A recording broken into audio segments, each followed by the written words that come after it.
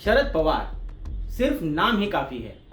देश की राजनीति में एक ऐसा नाम जिनके पॉलिटिकल नेटवर्किंग और अक्रॉस दी पार्टी लाइन संबंधों की वजह से वो हमेशा चर्चा में रहते हैं। शायद इसीलिए शरद पवार जितनी सहजता से महाराष्ट्र में शिवसेना के साथ गठबंधन कर सत्ता में बैठे हैं, उतने ही डिप्लोमेटिक तरीके से वो दो अलग अलग विचारों वाले बीजेपी और वामपंथी नेताओं से भी संपर्क में रहते हैं।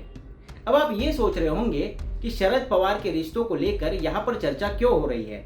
इसका कारण वो सवाल है जिसमें कहा जा रहा है कि क्या बीजेपी किसानों के आंदोलन पर हल निकालने के लिए शरद पवार का सहारा ले रही है। दरअसल किसान आंदोलन पर शरद पवार की भूमिका को लेकर काफी संभ्रम भरा माहौल है।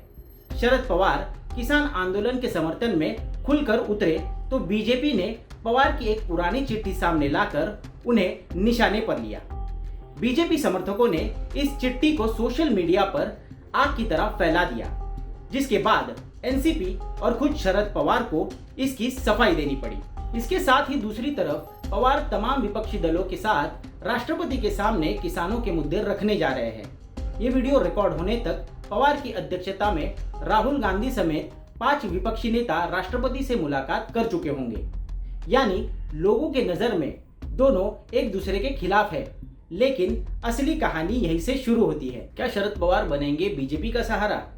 सूत्रों की माने तो एनसीपी प्रमुख शरद पवार और केंद्रीय मंत्री राजनाथ सिंह के बीच हुई मुलाकात एक राजनीतिक और रणनीतिक मुलाकात थी। पिछले 2 हफ्तों से दिल्ली बॉर्डर पर चल रहे किसान आंदोलन का अब तक कोई हल निकलता नजर नहीं आ रहा। इसीलिए बीच का रास्ता निकालने के लिए प्रधानमंत्री मोदी के कहने पर राजनाथ सिंह और एनसीपी प्रमुख शरद पवार के बीच मुलाकात हुई। पुणे के पुरंदर एयरपोर्ट का मुद्दा सिर्फ मीडिया को बताने के लिए था। शरद पवार देश के कृषि मंत्री भी रह चुके हैं, तो उनको अनुभव भी है। वहीं अटल बिहारी वाजपेयी की सरकार में राजनाथ सिंह बतौर कृषि मंत्री काम कर चुके हैं। ऐसे में दोनों नेताओं को किसानों और कृषि को लेकर अच्छी खासी समझ है। इसीलिए पवार और राजनाथ के बीच बैठक की खूब चर्चा है। शरद पवार विपक्षी नेताओं के साथ राष्ट्रपति रामनाथ कोविंद से मुलाकात कर रहे हैं, जिसमें कांग्रेस से राहुल गांधी और सीपीआईएम से सीताराम येचुरी भी शामिल है। लेकिन किसान और सरकार के प्रतिनिधियों में हुई पिछली कुछ बैठकों में किसानों की मांगों पर कोई हल निकलता नजर नहीं आ रहा। किसान संगठन कानूनों को वापस लेने पर अड़े हुए हैं।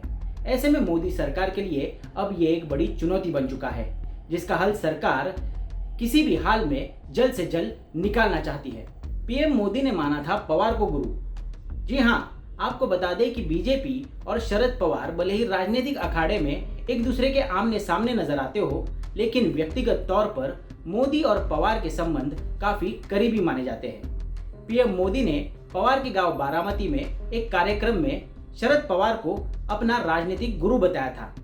इतना ही नहीं, ये भी बताया जाता है कि यूपीए के कार्यकाल में गुजरात के मुख्यमंत्री रहे मोदी को केंद्र सरकार से सबसे ज्यादा मदद उस समय कृषि मंत्री रहे शरद पवार ने ही दिलवाई थी। इसीलिए मोदी और पवार का याराना काफी पुराना माना जाता है। बीजेपी का साथ देकर पवार को क्या हासिल होगा? किसानों के आंदोलन की वजह से बीजेपी आज बैकफुट पर नजर आ रही है। ऐसे हालात में अगर शरद पवार इस समस्या को निपटाने में कामयाब हुए तो महाराष्ट्र की राजनीति पर इसका असर देखने को मिल सकता है। फिलहाल बहुमत में होकर भी बीजेपी विपक्ष में बैठी हुई है, लेकिन ऑपरेशन कमल के जरिए मध्य प्रदेश की तरह महाराष्ट्र में अगर बीजेपी सत्ता हासिल करने की कोशिश करती है तो शिवसेना और कांग्रेस की तुलना में एनसीपी का पलड़ा भारी हो सकता है।